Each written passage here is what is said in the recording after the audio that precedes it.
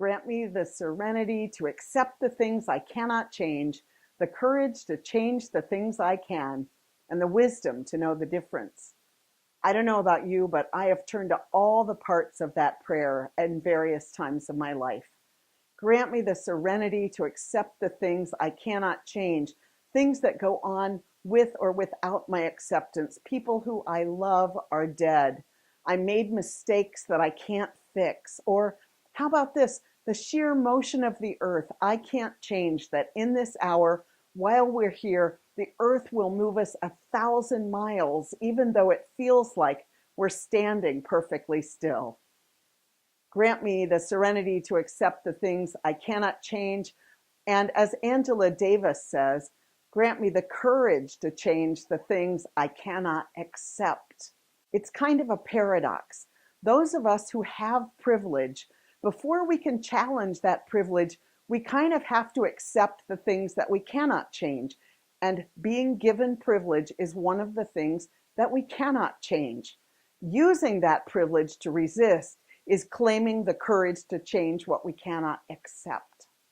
We who have privilege often want to believe that if we behave differently, if we treat each and every person we interact with respect and treat them well, that by doing that individually, somehow we are stepping off of these moving walkways that still take us always towards privilege and towards oppression. You know, for decades, I've gone to workshops, I've done activism, I've read blogs, I've written blogs, I've thought about it, I've loved people of many races, I've done what I can, and the more I learn, the more I realize that I cannot change the racism in which I was raised, in which we all were raised, whoever we are, we're swimming in it. It can't be changed unless we resist.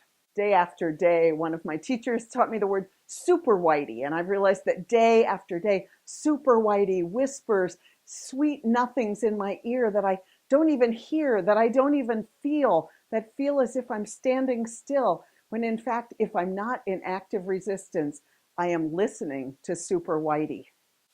So as I try to discern on a daily basis what I should accept because I cannot change and what I should change because I cannot accept it, that concept of resistance comes to me over and over.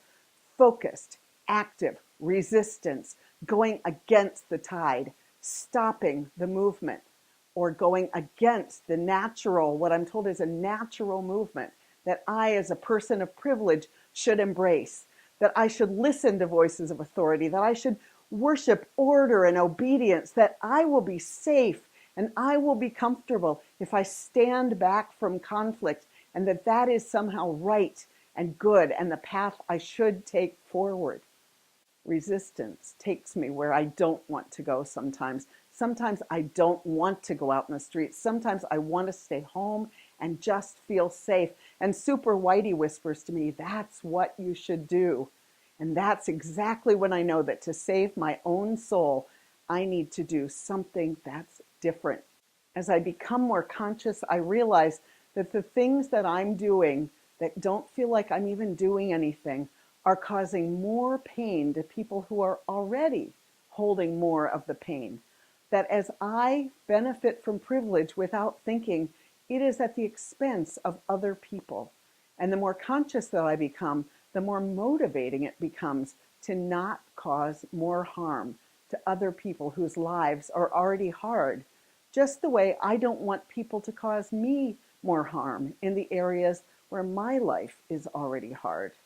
All of the things that we do are inherently neutral. There are tools that we can use to resist and tools that we can use to accept and even embrace privilege. Take these tools of technology that we're using in these services. They are inherently neutral tools. They are possibly tools of liberation.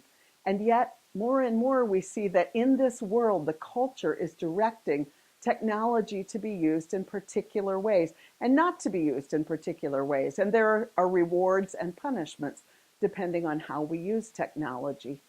Just last week, the Facebook page of Black Lives Matter Minneapolis, where I live, was taken down, and so were the individual pages of a number of the key activists in Black Lives Matter Minneapolis taken down because they called out a police officer who had, through his own social media, literally for several demonstrations, encouraged people to drive their cars into the demonstrators. And when this police officer was called out, instead of responding by sharing that news as something of concern, Facebook responded by saying that the pages were inappropriate and taking them down.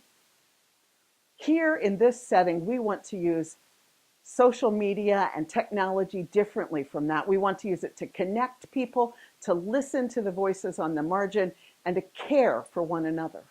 Here in this community, we bless the path of resistance. We encourage one another to take risks, to stand with each other, to stand against the tide. Here in this community, we accept the Serenity Prayer as amended by Dr. Angela Davis. Grant me the serenity to accept the things I cannot change, the courage to change the things I cannot accept, and the wisdom to know the difference. May it be so.